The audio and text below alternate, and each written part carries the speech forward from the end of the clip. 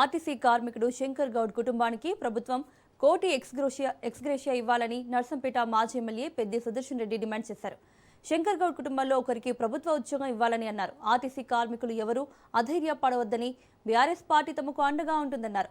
శంకర్ గౌడ్ మృతికి ముఖ్యమంత్రి రేవంత్ రెడ్డి బాధ్యత వహించాలని తెలిపారు.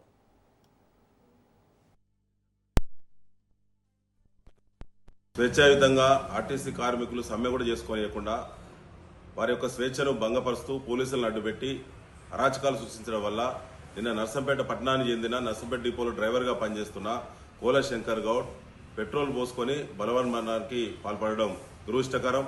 దీనికి ముమ్మాటికి ఇది రేవంత్ రెడ్డి చేసినటువంటి హత్య, కాంగ్రెస్ పార్టీ చేసిన హత్యగానే భావించాలి. దీనికి కాంగ్రెస్ మంత్రులు, అధికార పార్టీ ఎమ్మెల్యేలు దీనికి బాధ్యత వహించాలని చెప్పి డిమాండ్ చేస్తా ఉన్నాం.